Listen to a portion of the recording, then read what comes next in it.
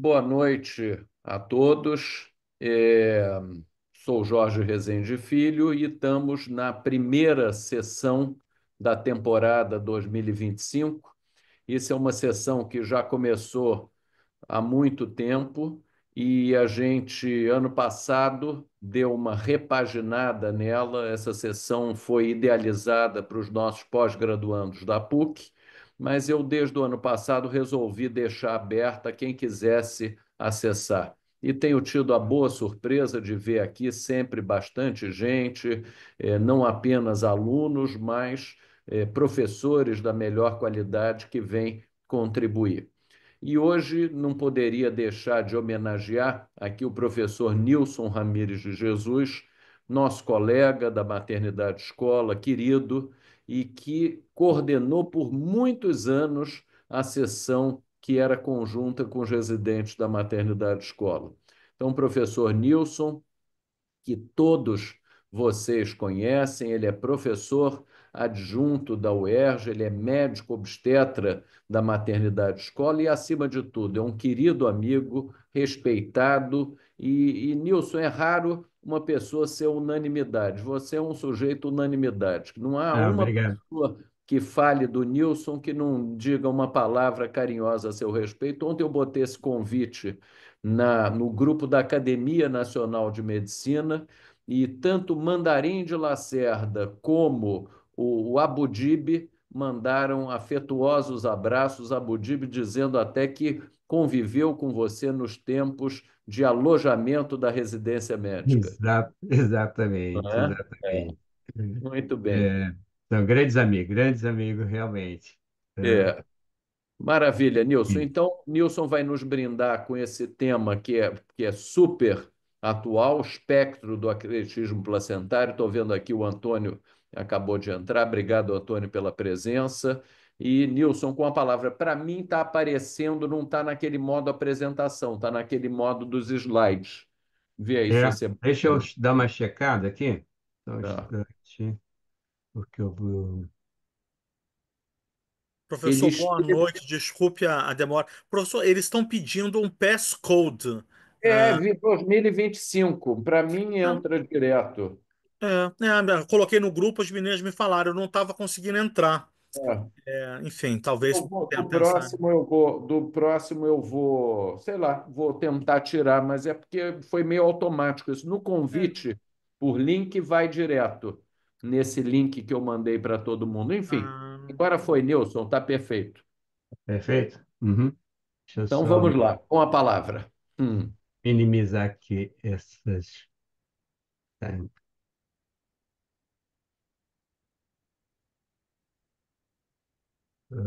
peraí.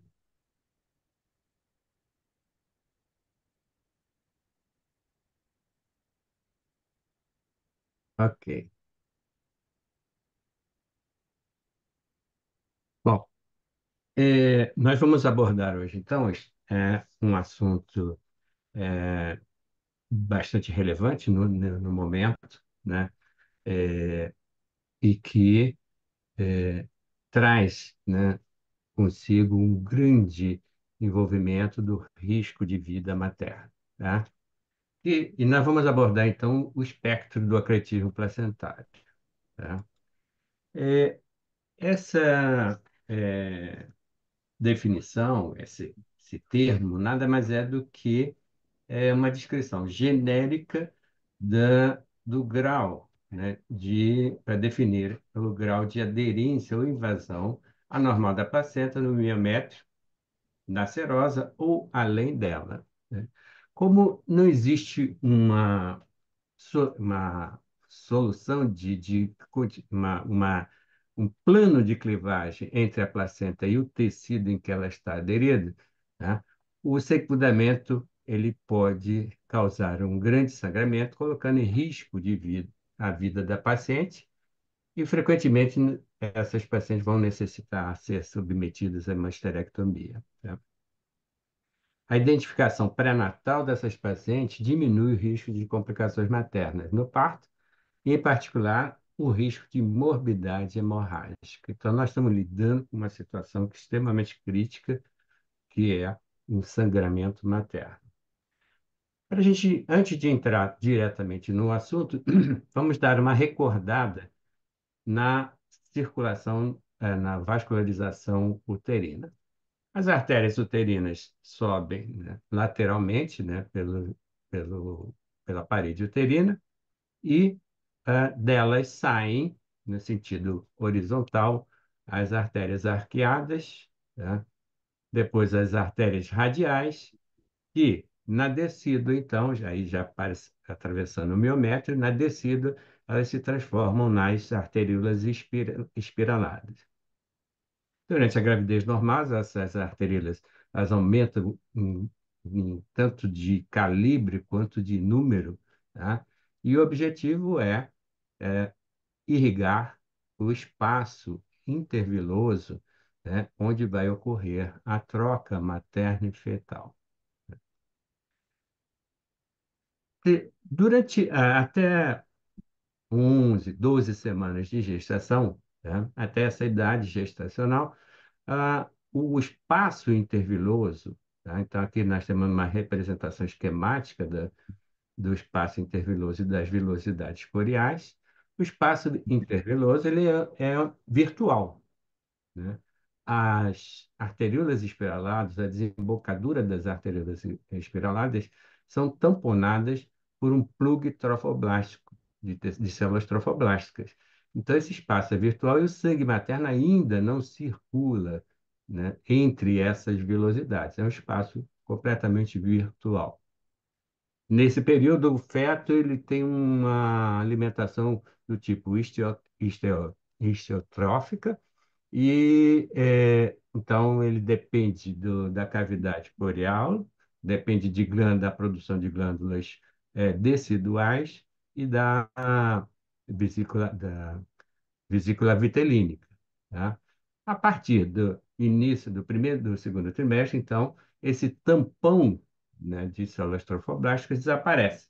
E então o sangue materno inunda esse espaço interviloso, né? Então, começam a aparecer, então, esses lagos velosos, né, que ficam cada vez maior. Na medida que a gravidez vai se progredindo, esse espaço ele vai aumentando de tamanho. No início, eles não são visíveis ao ultrassom, mas, na medida que a gravidez evolui, então, eles passam a ser reconhecidos e facilmente identificados, né, na ultrassonografia, tá? E fácil então, no final da gravidez, podemos observar grandes lagos placentários, né? A incidência dessa intercorrência aumentou muito, né, junto com as taxas de cesariana. Nos Estados Unidos, nos anos 50, a incidência era de 1 para 25 mil partos. Nos anos 80, de 1 para 2.500 partos, e no início desse século, um para cada 533 partos, né? A presença de cicatriz de cesariana nessas pacientes coloca em risco cada vez maior de apresentar de alguma complicação do espectro do acretismo placentário, né? Uma paciente que não tem nenhuma cicatriz, ela tem um risco de 3% de ter alguma complicação desse espectro. Uma paciente com uma cesariana tem 11% de risco. Uma paciente com duas cesarianas, esse risco aumenta para 40%. Uma paciente com três cesarianas prévias, 61%. E com quatro ou mais cesarianas, um risco de 67%. Ou seja, existe uma ligação muito íntima entre as cesarianas e o espectro do acretismo placentário. Então, cesariana prévia, outras cirurgias uterinas, miomectomias, técnicas de reprodução assistida, placenta prévia, são todos fatores de risco do espectro da acretismo placentário, né?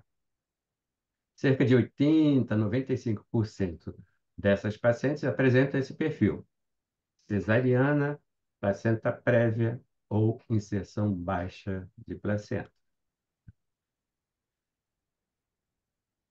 Essa complicação, ela começa, né, já com a partir de uma decidualização deficiente. Ou a decídua é fina, mal formada, ou ela é parcial, se desenvolve parcialmente, ausente ou disfuncional, né? Nas primeiras descrições de acretismo placentário, a cesariana não era o fator de risco maior, e sim as extrações manual de placenta, as curetagens uterinas, né? Mas à medida que a incidência de cesariana começou a aumentar, então ela passou a ser o fator de risco principal, né? A cicatriz de uma cesariana nada mais é do que uma fina camada de tecido cicatricial composta de miofibras esparsas, embutidas em um depósito de colágeno e de fibrina. Geralmente, esse tecido cicatricial tem uma espessura menor do que 2 milímetros. Como não existe tecido, ela é muito pobre, né? Então, nós não vamos ter as arteriolas espiraladas e não vamos ter aquele remodelamento vascular, né, necessário para a formação adequada e nutrição do espaço interviloso, né? Isso vai fazer com que haja uma aderência excessiva do trofoblasto a esse tecido ao qual ele está se fixando, né? Na classificação, nós podemos classificar, né, esse espectro, né, para dividir esse espectro de acordo com o grau de invasão, né?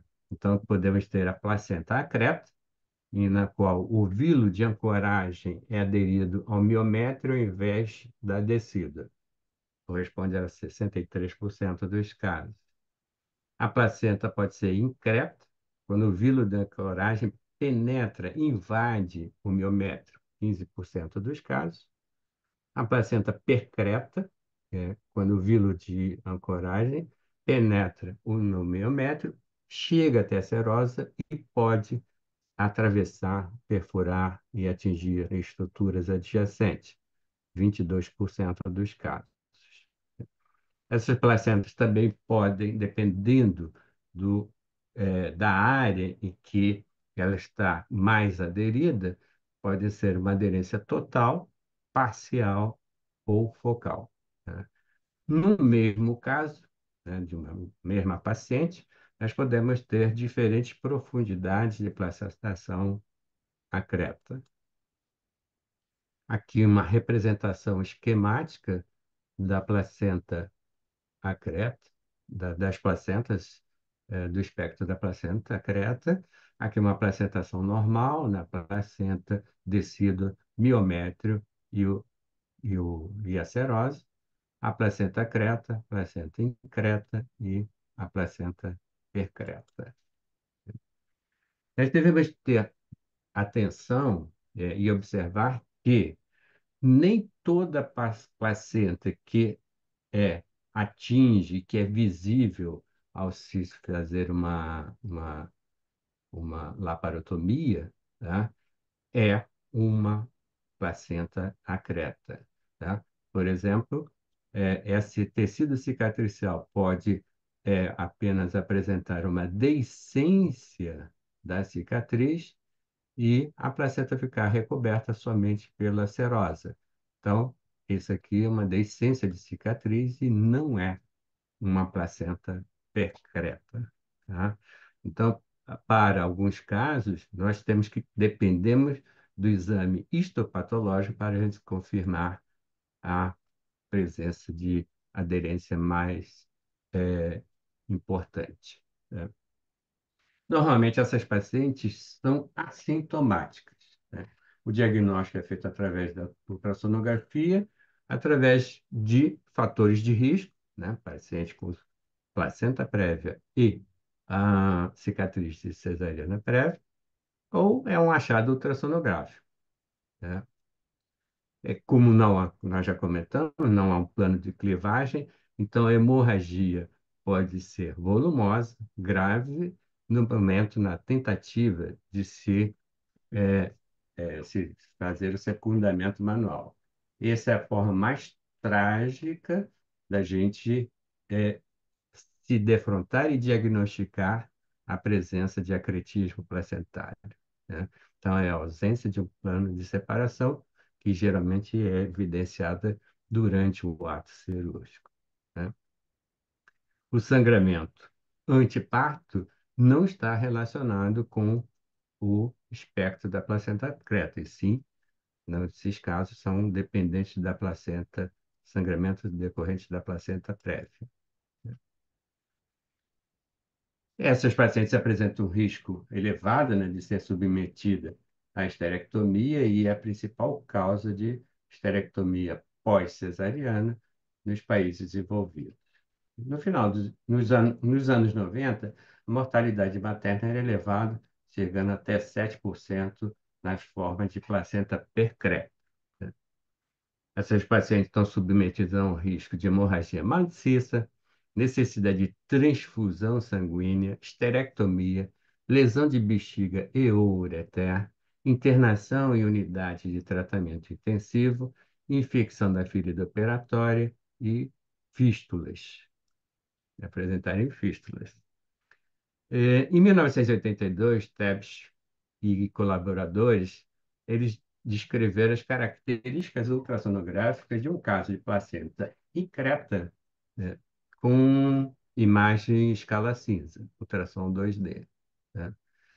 E uma década depois, Show e colaboradores, utilizando o Doppler colorido, relataram pela primeira vez as alterações na circulação uteroplacentária associadas ao espectro do acretismo placentário. Atualmente, o diagnóstico se baseia em achados ultrassonográficos típicos, né, como lacunas placentárias, perda da zona clara retroplacentária, tá? E, no momento, independente da modalidade de imagem, se a gente vai utilizar ultrassom ou ressonância magnética, o diagnóstico do espectro do acretismo placentário é subjetivo, né, com a precisão muito dependente do treinamento e do nível da experiência do operador, tá? Então, não basta a gente somente solicitar o exame se nós não tivermos, se esse examinador não tiver a experiência necessária para laudar esse exame. Logo depois, no início desse século, inúmeros escritores surgiram para se tentar é, fazer o diagnóstico pré-natal da invasão placentária, tá? E aí muitos descritores foram propostos, e alguns descritores com as mesmas características tinham duas, três, quatro designações. Então, esse grupo europeu de estudo de anormalidade e invasão da placenta, eles se reuniram 29 especialistas, né, para rever todos esses descritores e propor uma uniformização desses marcadores de diagnóstico.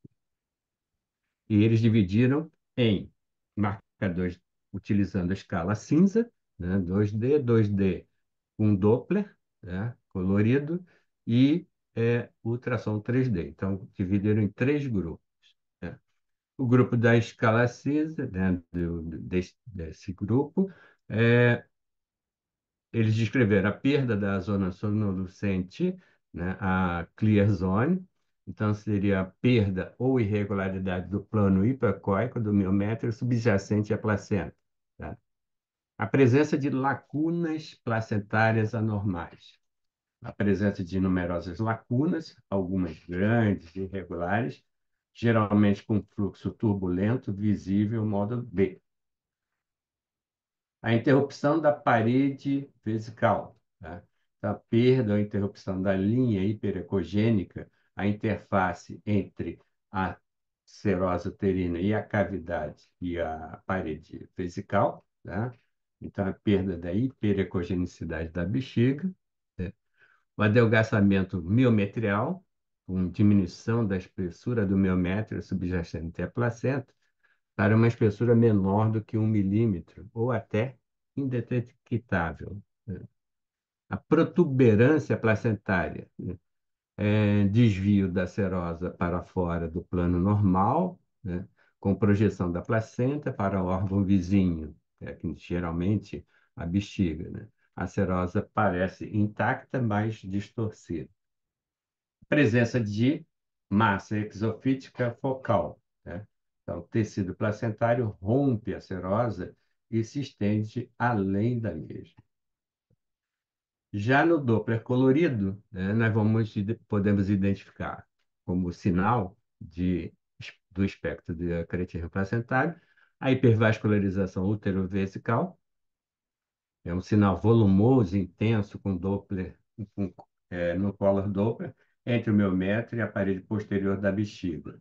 Significa vasos tortuosos, compactados e numerosos, com fluxo multidirecional e Eliasing.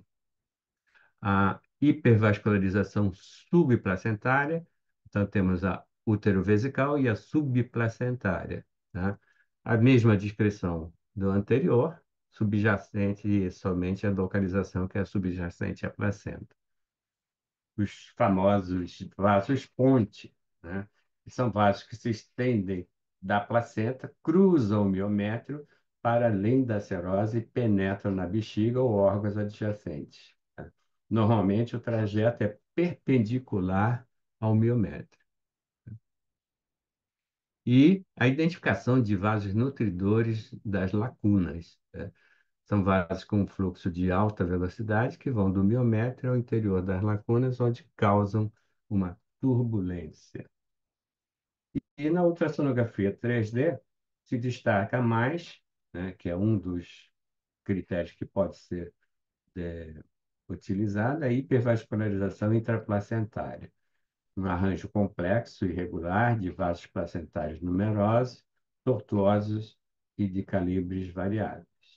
A hipervascularização útero-vesical é semelhante ao do 2D, os vasos ponte, a massa exofítica e a protuberância placentária.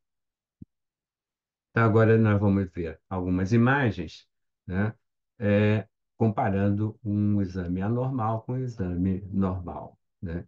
Aqui nós temos a perda da zona sonolucente, né, a clear zone, né? Então, perda, e aqui o aspecto normal, né, com dessa zona, né? Aqui também é desaparecimento total, né, da zona sonolucente. Aqui a presença de lacunas placentárias, então nós vemos aqui várias lacunas nessas imagens ultrassonográficas irregulares, né? E aqui os lagos placentários, que são normais, alguns desses lagos são normais, né? Geralmente na periferia da placenta ou numa situação subcoriais, né?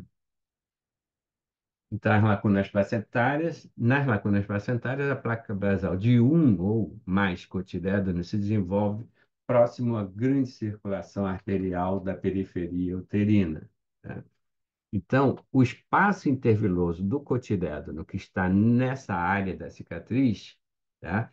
É nutrido por artérias de grande calibre, as artérias radiais ou as artérias arqueadas, tá? O pico de velocidade sistólica dessas artérias é acima de 35 centímetros por segundo, tá? Se nós compararmos com as arteríolas espiraladas, o pico de velocidade sistólica da arteríola espiralada é em torno de meio a 1 centímetro por segundo.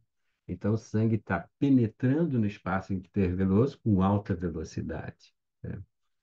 Na ultrassonografia, então, nós vamos observar que são espaços intraplacentários grandes, irregulares, sonolucentes, dando a aparência à placenta de comida por traços, como se tivesse sido abocanhado abocanhada em diversos pontos, né?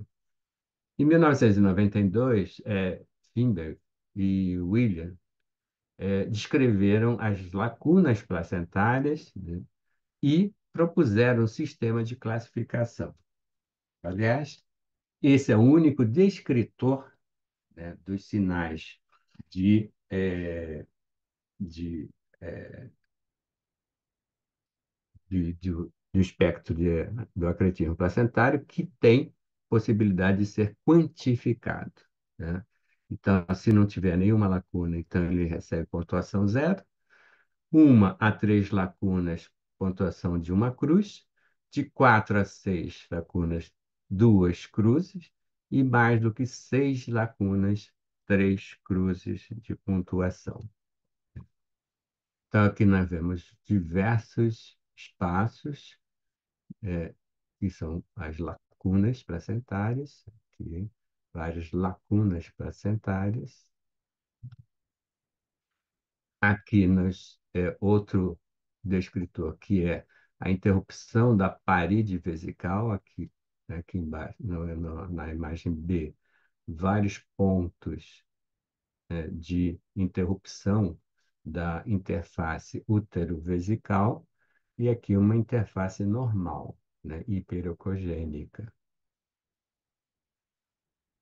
Aqui o adelgaçamento miometrial, né, praticamente indetectável, esse miométrio, e aqui esse miométrio pode ser até medido, pode ser quantificado, né, em termos de espessura, né?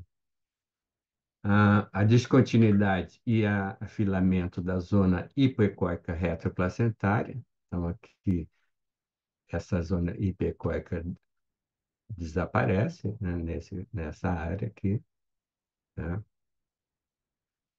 A protuberância placentária, né, aquele abaulamento da placenta em direção ao órgão vizinho, geralmente a bexiga, né? Aqui uma linha normal da interface útero-vesical. Aqui, com mais detalhes, essa protuberância placentária, né? E aqui uma peça cirúrgica, né, que a gente observa bem claramente essa protuberância e chamando a atenção dessa complicação grave que é a placenta, o acretismo placentário. A presença de massa exofítica focal, aqui no foco mais ampliado, né? Aqui o exame normal, já no Doppler, na parte, utilizando Doppler colorido, né? Então, a hipervascularização uterovesical, né? Aqui uma vascularização normal deste lado, né? Nesse lado aqui, a gente até identifica o jato do ureter dentro da bexiga, né? A urina sendo lançada na bexiga, mas isso é normal, está dentro do normal. Então, o que a gente observa de anormal aqui é essa hipervascularização uterovesical. Aqui também outra imagem de hipervascularização uterovesical. Aqui uma hipervascularização subplacentária. Deste lado, uma vascularização normal da placenta. Outra imagem de hipervascularização subplacentária. Os vasos ponte, né? São vasos que saem da circulação placentária em direção ao órgão vizinho, tá? Geralmente perpendicular ao miométrio, a essa placa, né, basal, são perpendiculares esses vasos, né? E aqui a identificação dos vasos nutridores das lacunas, tá? Então, como nós já comentamos, esses vasos que nutrem as lacunas são vasos com fluxo de alta velocidade. Então, geralmente são as arteriolas radiais ou as arteriolas arqueadas, as artérias arqueadas, né? Então, são vasos de grande calibre. Então, essa identificação dessa vascularização das lacunas. Aqui nós vemos uma descrição de uma gestação de 35 semanas. Observamos numerosas lacunas, né, aqui no ultrassom 2D, né? É, essas lacunas receberam pontuação de 3 cruzes, então tem mais do que 6 lacunas, né? Um aumento da vascularização subplacentária e a identificação dos vasos nutridores dessas lacunas, tá? Aqui também uma gestação de 28 semanas, com uma grande lacuna, tá? E podemos ver vários sinais aqui de, de sinais de acretismo placentário, né? Que é a perda da zona, da clear zone, tá? Afilamento do miometrial, a protuberância placentária, né? Aumento da vascularização subplacentária e os vasos nutridores da lacuna placentária, né? Esse fluxo tinha em torno de aproximadamente 30 centímetros de pico de velocidade sistólica de 30 centímetros por segundo. No ultrassom 3D, né, a hipervascularização intraplacentária, então, áreas de grande vascularização placentária, identificadas na ultrassonografia 3D, então aumento da vascularização intraplacentária. Então, esses sinais, né, normalmente o número final que eles chegaram de sinais úteis para a identificação do espectro do acletismo placentário foram 11 sinais, né? 6 no ultrassom 2D, fez 4 com ultrassom colorido e um através do ultrassom 3D, né? Agora, existem alguns aspectos técnicos que devem ser seguidos, né, para que se consiga fazer uma identificação mais adequada. Então, na placenta prévia anterior, a bexiga deve estar moderadamente cheia, em torno de 250 a 300 ml. Uma bexiga vazia ainda pode dificultar a avaliação da interface útero-vesical, né? E uma bexiga muito cheia, tá? Ela pode comprimir o leito placentário, né? E pode reduzir a alteração da arquitetura vascular. O ângulo de insanação deve ser aproximadamente, né, bem próximo de 90 graus, né? Um ângulo próximo a 0 grau pode criar artefatos, né, e resultar em falsos positivos, né, especialmente adelgaçamento miometrial. A pressão excessiva do probe pode mimetizar a zona sonolucente e o adelgaçamento miometrial. O Doppler, e no Doppler, um PRF muito baixo aumenta o LS, né? Então, devemos evitar um PRF muito baixo. Janioia e colaboradores, eles realizaram uma avaliação para ver a importância, para ver a importância do ultrassom transvaginal nessa avaliação do espectro da placenta, do acretismo placentário, tá? Eles reuniram é, alguns especialistas e fizeram uma revisão de 111 casos com pacientes com histórico de pelo menos um parto de cesariana anterior, né, e com um diagnóstico de placenta no diagnóstico pré-natal de placenta prévia baixa ou placenta total. O objetivo deles era, sem saber o diagnóstico final, se eles conseguiam fazer, identificar, né, através desses descritores, o risco do espectro do acretismo placentário e o risco de uma complicação de uma esterectomia, né? Então, eles avaliaram tanto pelo ultrassom transabdominal como pelo ultrassom transvaginal, todos esses casos, né?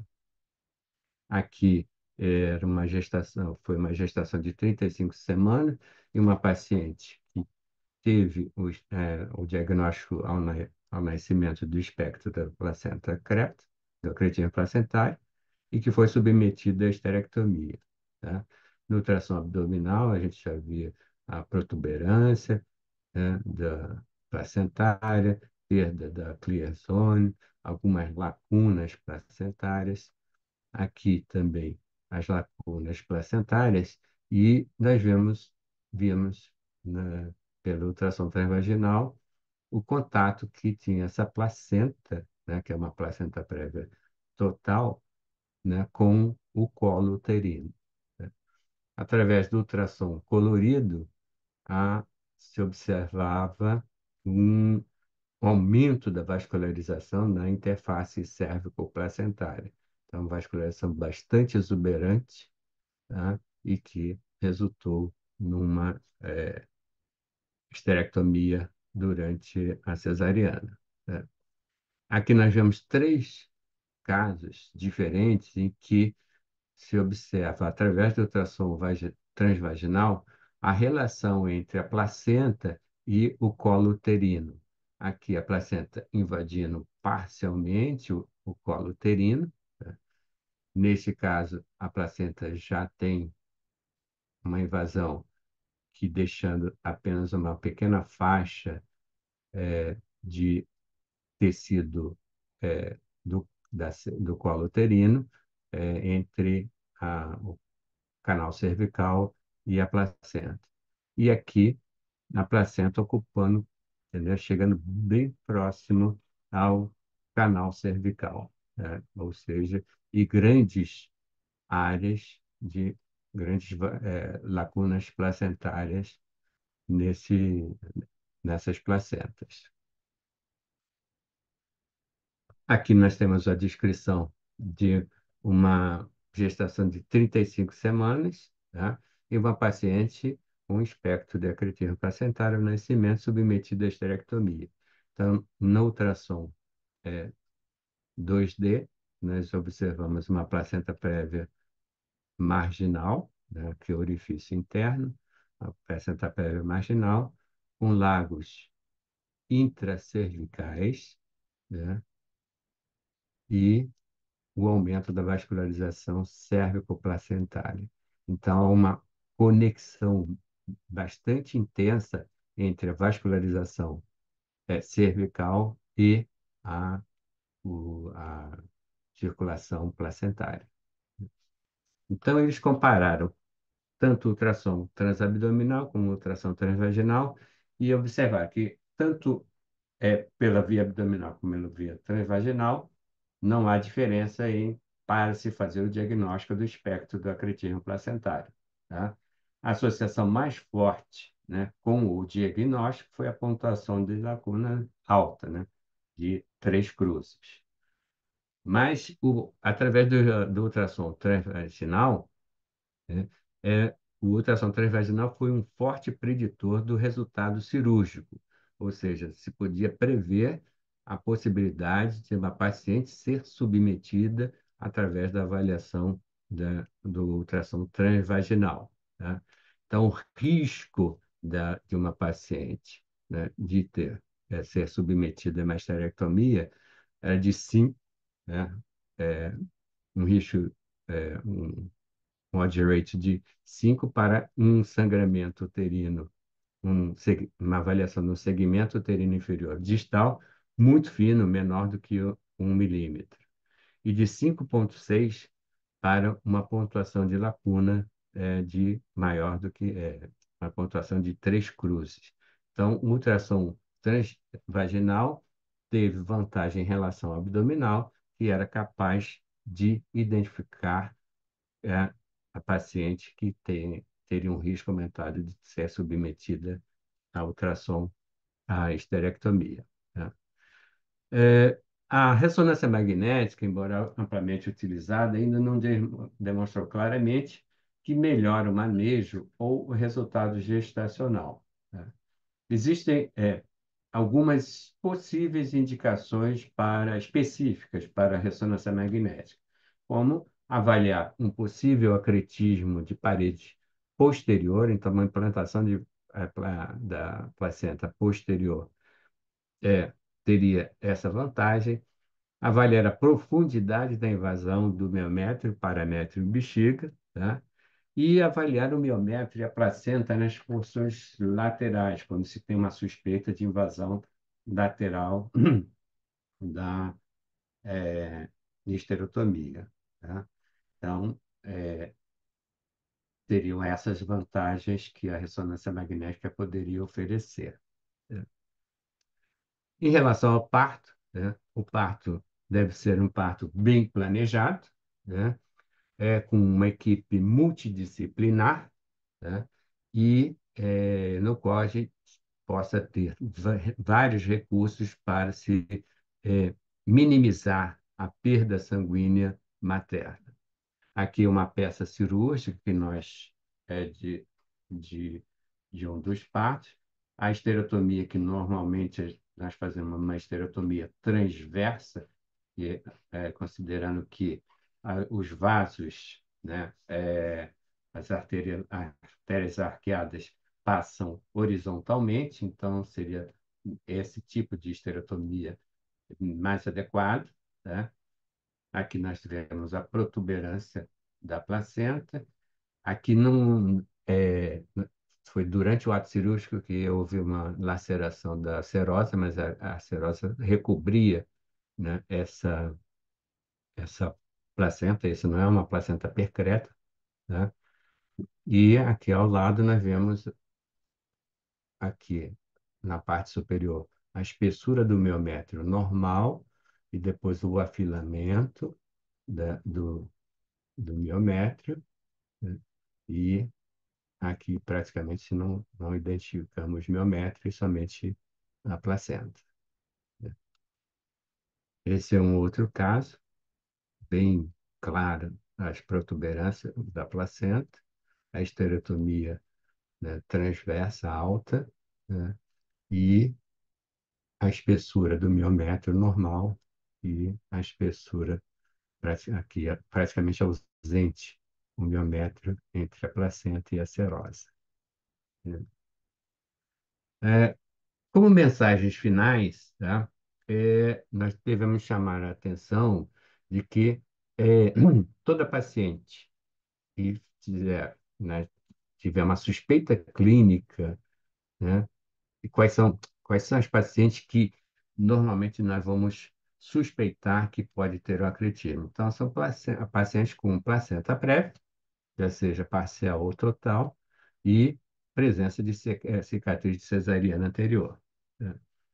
Essas pacientes devem ser transferidas para um centro de excelência, nível 3, né?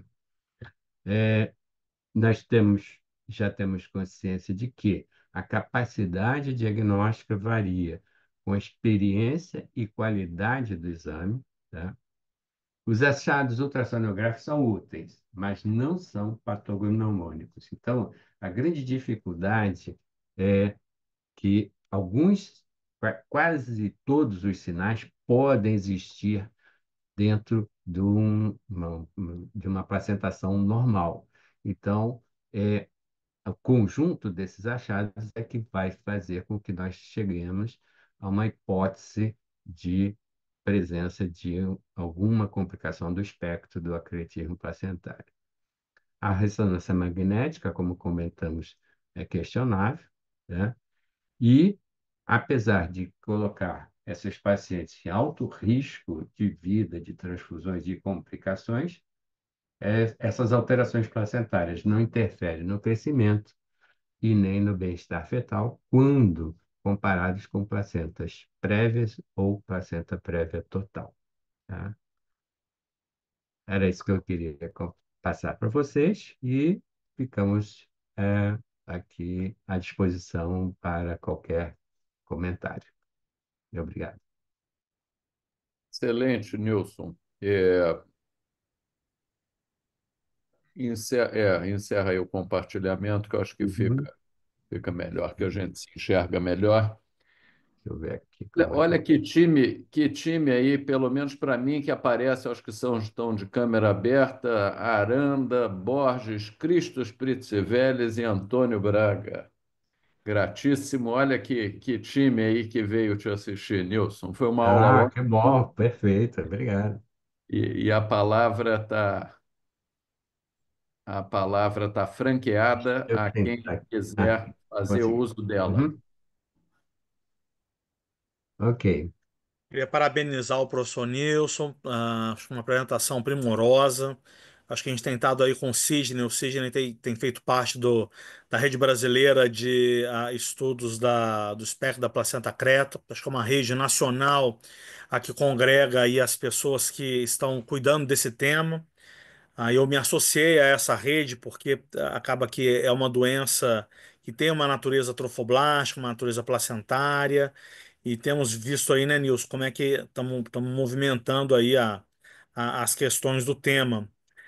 O serviço, o centro de referência, ele é essencial porque dispõe não apenas de estrutura terciária, como o Nilson falou, mas de expertise. Esse é um ponto fundamental, desde apoio multidisciplinar com cirurgiões gerais, urologistas, cirurgião do aparelho digestivo, como o uso de pinças, às vezes pinças para intestino, pinças vasculares, que habitualmente não estão disponíveis na maternidade e precisam estar à disposição da equipe cirúrgica, né? Porém, nós temos aí em torno de metade dos casos de acretismo placentário descobertos no ato operatório. E acho que é uma mensagem para o colega que eventualmente se deparar com isso, importante é não tentar descolar a placenta, porque a tentativa assodada culmina com uma hemorragia cataclísmica. E se, em especial nos casos onde há percretismo placentário, a melhor conduta, extrair do concepto, é seccionar o cordão umbilical o mais próximo possível da implantação placentária e fechar o útero com a placenta in situ. Isso é muito estratégico porque essa paciente não molestada a placenta não terá uma hemorragia imediata e poderá ser transferida para um centro terciário, onde ela terá uma nova abordagem no segundo tempo, um sangue reservado, com um timaço à disposição. E isso é o cenário que não é o ideal, mas que precisa ser dito, uma vez que nós ainda temos dificuldade de fazer o diagnóstico do acretismo placentário. O diagnóstico feito, veja, até equipe de ultrassonografia na sala para fazer um ultrassom, avaliando onde está a borda uterina, onde vamos fazer a secção miometrial, muitas vezes fúndica, certamente fugindo do leito placentário, mostrando as minúcias que envolvem o tratamento dessa doença que está mais frequente e amiudar-se-á conforme aumentarmos as taxas cesarianas no nosso país. Então, parabéns, Nilson. Acho que foi uma fala muito importante, à altura de uma sessão inaugural do nosso Resendinho para Todos. Parabéns, parabéns, professor, pela escolha do tema. Obrigado, Antônio, pelas Bom, palavras. Como fui citado, eu queria É, agradecer ao Antônio por, Braga por, ah, por ter me por colocado nesse clube do atletismo, né? E, na verdade, é um clube muito rico que sempre traz casos novos e, e tem professores e tem médicos obstetras do Brasil inteiro. Não são muitos, não, tá? Mas sempre que tem algum problema, algum caso, quando aparece, é colocado no grupo. Então, as mulheres saem, às vezes, lá da região Nordeste, do Norte, para ser operada aqui, num grande centro, ou até mesmo no Centro-Oeste. Então, assim, é mais em São Paulo e Rio mesmo, né? Aqui no Rio a gente coloca mais o núcleo, né, da UERJ e os servidores do Estado, mas são coisas assim pequenas que faltam a nível de atenção básica, e o Braga sabe melhor do que eu, que é assim, quem faz a ultrassonografia dessas pacientes que estão fazendo pré-natal de risco habitual na atenção básica, talvez não tenha essa experiência, mas não precisa ter. Ele só tem que ver duas coisas. Olhar a placenta, ver se essa placenta está baixa. Bem, a placenta está baixa. E perguntar para a paciente: você tem cesariana prévia? Se a resposta for sim, ele vai encaminhar essa paciente, claro, ou o médico, né, ou ele mesmo, não sei quem está acompanhando a paciente, encaminhar para o serviço terciário. Isso não é muito bem definido no Rio, mas acaba indo, às vezes, para o UERJ ou para os servidores mesmo. Essas duas perguntas básicas salvam vidas, porque ao chegar nesses locais, aí sim que nós temos os outros ultrassonografistas que estão acostumados a abordar essa situação, e você vê a diferença que faz. O professor Nilson deve lembrar de um caso de uma paciente que veio de Minas, se eu não me engano, que foi operada por nós lá no, no Pedro Ernesto, né? Até hoje ela manda mensagem, né, da gratidão. Então, isso é muito legal, muito interessante, né? E é isso aí. Queria agradecer a todos e parabenizar ao mestre aí pela aula. Obrigado, Sidney. Complementando a tua fala, para que essa primeira pergunta seja facilmente respondida, também o sonografista tem que ter em mente que no exame do segundo trimestre, já desde essa oportunidade, faz parte obrigatória a localização placentária. Por mais que a gente saiba que com o crescimento uterino, a placenta, que às vezes é apenas baixa, deixa de ser, mas aquela placenta, que já é uma placenta prévia, identificada, suspeitada no ultrassom abdominal e confirmada com o transdutor vaginal, essa é merecedora de atenção, principalmente quando ela responde sim a ter uma cicatriz uterina prévia, né? Então, faz parte desse treinamento dos jovens sonografistas que tenham em mente a importância não apenas da visualização da anatomia fetal, da morfologia fetal, mas a localização placentária, que parece uma coisa tão óbvia, mas muitas vezes o colega, ao examinar, e a placenta, aí o cara bota lá no quase que no carimbo placenta corporal, quando ele nem olhou onde é que estava a placenta, né? Parece um protocolo do Ministério que, na verdade, quando ele visualiza a placenta baixa, para não ficar enchendo muito também assim esses centros, quando a gente não sabe a real incidência, né, que em alguns casos passam e a gente faz diagnóstico intraoperatório, que na verdade você faz, como você bem falou, professor, gente, que no segundo trimestre e parece que viu que está prévia, repete com Ah, 32 não, semanas. repete no Repete. terceiro, mas quer dizer, mas esse no segundo trimestre já é É, tão singelo esse diagnóstico, porque descer ela não vai, ela pode subir, e você já está sim, sim, aí do risco um perfeito. monte de gente, né? É, Então, e numa aí placenta baixa anterior, numa mulher que tem uma cesárea, fica de olho, não é? Tá aí o não tenha Cris dúvida. olhando, Aí que acompanhando a gente, encaminharia já É, falou. eu acho que, bom, a parte da parte clínica, né, da assistência ao parto, não abordei porque, né, seria muito extenso para a gente apresentar nessa aula. Então, eu abordei somente a parte de diagnóstico, tá? Mas vale a pena a gente chamar a atenção, exatamente isso que o professor Jorge falou, que é esse essa primeira observação no ultrassom morfológico já dá algum subsídio ou algum marcador que possa ser identificado nesse momento. Mais tarde, essa avaliação é feita, né, exatamente para confirmar todos esses achados, tá, e avaliar o risco da paciente. E o que você precisa, né, ou a instituição precisa para que essa paciente seja submetida com segurança à ao parto, ao procedimento. Então, essa avaliação final, né, é extremamente importante para que tudo isso seja definido, ou aquela, e até para que todas essas informações sejam passadas para a paciente. Ela tem que estar ciente que pode ser, vai ter provavelmente uma cicatriz longitudinal, tem que ser avisada que existe o risco de hemorragia, o risco de transfusão, o risco da esterectomia e até o risco de morte, né?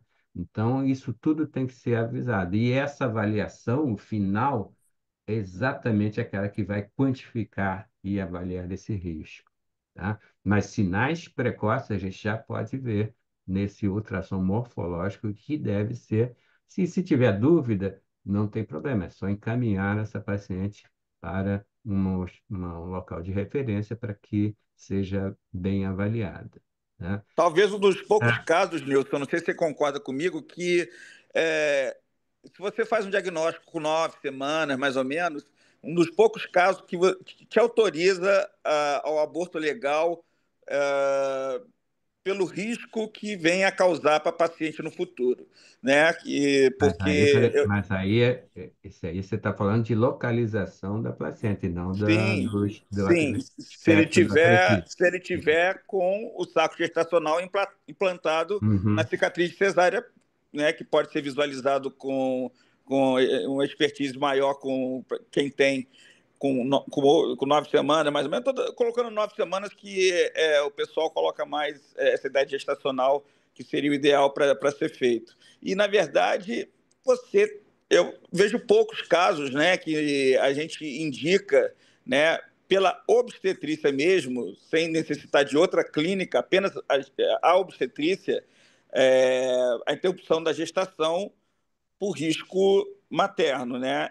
Eu acho que esse caso, pelo menos eu já vi 2 casos lá no Carmela de com 20 semanas ter uma descência de sutura com sangramento intenso, né? Não, na verdade foi descência, foi ruptura mesmo. Chegou a romper o útero e ela chega com o abdômen agudo, gravídico, né? E hemorrágico e aquela confusão na cabeça de todo mundo, porque não era um assunto que ainda estava muito presente, né? E conseguiu salvar, mas foi barra mesmo. Oxigênio é uma questão assim de organização de pensamento. Eu classifico essas gestações em cicatrizes cesáreas como gestações ectópicas. E aí, como são gestações ectópicas, a interrupção ela é muito clara. E aí lembrar, gente, o conceito que habitualmente as pessoas têm gravidez ectópica, aquela fora do útero, não é o conceito mais complexo. A gravidez ectópica é aquela em que o ovo se implanta fora do sítio habitual. Então você pode ter uma gravidez no útero que não seja ortotópica, mas seja heterotópica. Eu sei que algumas pessoas não gostam dessa expressão heterotópica porque entendem que é a gravidez combinada, uma gravidez tópica e uma gravidez ectópica.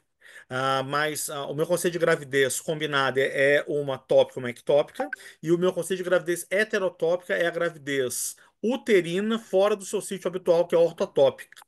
Então, a gravidez cervical é uma gravidez heterotópica, uma gravidez cicatriz cesárea, uma gravidez heterotópica, e uma gravidez cornual, uma gravidez heterotópica. Então, isso está absolutamente compatível com a interrupção da gestação, sem nenhuma dúvida, porque é uma gravidez ectópica e a gente não faz conduta conservadora em gravidez ectópica. É importante marcar isso. A gente não está falando que É. o acretismo placentário é uma indicação de interrupção de gravidez, mas a gravidez ectópica é aquela gravidez que está Uhum. implantada no sítio de E cicatriz cesárea. Não sei se o exatamente, professor concorda, né? concordo plenamente. Nós temos Ah. feito interrupções dessas gestações em cicatriz de cesariana. Isso aí já está dentro do nosso protocolo, né?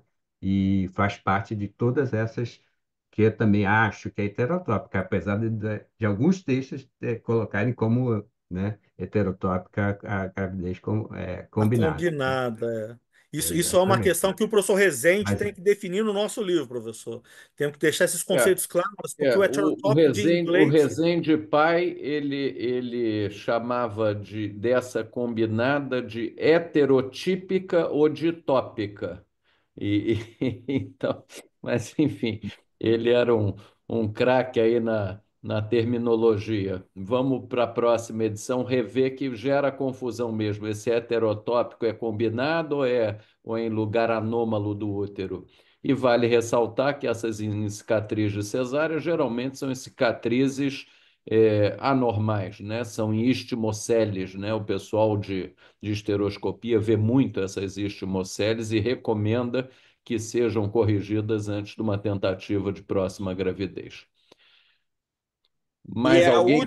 é a única, desculpa, só para complementar e finalizar, eu citei isso porque das ectópicas, heterotópicas, é a única capaz de chegar ao termo, né? Por isso que eu citei isso em relação à parte legal. Uhum. Alguém quer fazer alguma manifestação? Cristos, que está aí de câmera aberta e é um craque na obstetrícia e na ultrassonografia. Boa noite a todos. Boa noite, professor. Parabéns pela programação, parabéns pela sessão. Professor Nilson, já sou seu fã, não preciso falar nada, né? Eu já tinha assistido essa aula, eu fiz questão de vir aqui assistir de novo, porque sempre aprendo alguma coisa nova. Bem, só reforçar algumas coisas. O senhor falou uma coisa, professor Rezende, que é fundamental. A gente tem, quem faz ultrassom tem que ver placenta, né? A gente muitas vezes foca no feto e esquece da placenta, mas é obrigatório. A gente sempre reforça muito isso com os nossos residentes, né? Ver a implantação, ver o formato da placenta, ver a ecogenicidade, que às vezes tem outras patologias, né? A jelly-like placenta, que está associada com restrição de crescimento, enfim, outras anormalidades, inserção do cordão, enfim. Isso faz parte da avaliação do feto, faz parte da avaliação do conteúdo intrauterino. Então é obrigatório a gente sempre ver e avaliar bem. E lembrando que não é só paciente cesariano, né? Paciente de miomectomia também pode ter creatinina placentária, pode ter essas complicações todas em locais que não seja no segmento, seja no fundo, seja na parede posterior. Então a gente tem que avaliar bem isso. O professor falou muito bem da ressonância, né? Acho que a ressonância já tem estudos mostrando isso, comparando, né? Mostrando que a ressonância, o ultrassom, quando feito, claro, por um profissional que tem alguma experiência, é superior à ressonância. A ressonância não passa, não tem grandes vantagens, só aumenta o custo, na verdade, entendeu? Então, com a dúvida que o ultrassom tem, feita por um bom ultrassonografista, a ressonância vai manter essa dúvida, não vai matar essa dúvida. Salvo situações específicas, como o senhor mencionou mesmo na aula, professor. Agora, deixa eu fazer uma pergunta, professor. Não sei se o senhor tem essa. O senhor já leu alguma coisa? Eu pesquisei há pouco tempo por causa de uma paciente no consultório, eu não tive essa resposta. Eu tive que conversar com o pessoal que trabalha com estereoscopia, com laparoscopia. Paciente que tenha. Vou citar o caso clínico. Paciente 4 cesáreas prévias, judia ortodoxa, quer ter um quinto filho, começa a ter sangramento fora de hora. Na verdade, ela começa a sangrar o ciclo todo, o que para os judeus ortodoxos isso realmente enfim, é bastante prejudicial, afeta bastante a qualidade de vida. E faz um ultrassom, viu uma esmocele importante, contraindicou, todo mundo contratou, ela foi a vários ginecologistas, todo mundo contraindicou a gestação, ela foi a uma clínica, um laparoscopista, um estereoscopista de alto padrão, fez a reconstrução, ressecou, né, aquele segmento, fez uma nova cicatriz ali. Eu vi a imagem pela estereoscopia, linda, nem parece que tem cicatriz. Por ultrassom, olhei pelo ultrassom, não tem nada, parece um útero virgem, não consegui nem ver a cicatriz, etc. E aí, professor, essa paciente, qual o conselho que a gente dá? Ela pode engravidar tranquilamente, sem risco? Pode ser um risco igual de uma cesárea, já que tem uma cicatriz, na verdade, igual seria o risco dela para uma cretígio, para uma futura complicação, seria igual uma gestação de uma cesariana só? Como é que o senhor aconselharia essa paciente, professor? Eu acho que, por exemplo, a literatura Não abordar sei nada, a literatura eu já especificamente pesquisei, isso, não fala nada. exatamente, tá? Mas eu acho que essa paciente que teve uma reconstituição da cicatriz, tá? E foi feito provavelmente com grande cuidado, tanto que na ultrassom se vê um miométrio mais espessado, né? Provavelmente que você viu, né? Eu consideraria ela como uma cicatriz, tá? Perfeito. Essa paciente uma cicatriz e é, caso ela tivesse com um grande interesse nessa gestação, eu não contraindicaria, tá? Uma vez que essa cicatriz foi refeita, né? Perfeito. Esse é meu Então, entendimento também. Porque, às vezes, eu escuto meus provavelmente colegas e eu quase apanho. E o resto do Provavelmente abdômen, Cristo, da parede, esse do acesso, como é que Mas estará isso o é outra resto história. da Ela é barriga? paciente magrinha, se cuida É. bastante, acredito que não Hum, tenha muito. Quer dizer, aderência a gente nunca sabe, né? Mas o laparoscopista falou que estava tranquilo, nem aderência tinha, é. quando ele fez a Uhum. laparoscopia. Mas eu é. falei isso para a Já paciente, falei, olha, engravidou? levantamento, Já não, engravidou? não, ela vai começar, quer dizer, vai estar se preparando agora, né? Aí quando eu falei para ela, olha, vamos lá, eu banco com você, ela chorou, me abraçou, enfim, ficou bastante É. emocionada, porque realmente tem um aspecto Uhum. cultural importante também, e a paciente ouvir o que ela quer ouvir. Claro, bem embasado não sei se é tão bem embasado no caso, mas é importante, né? Mas é uma coisa que Exatamente. realmente eu não achei. Eu fiz um grande levantamento, tentei procurar literatura, conversei com vários, não tem nada, nada, nada publicado, nada sobre isso. Todo mundo, Uhum. quando menciona isso, fica em cima do muro. Então, Exatamente. isso.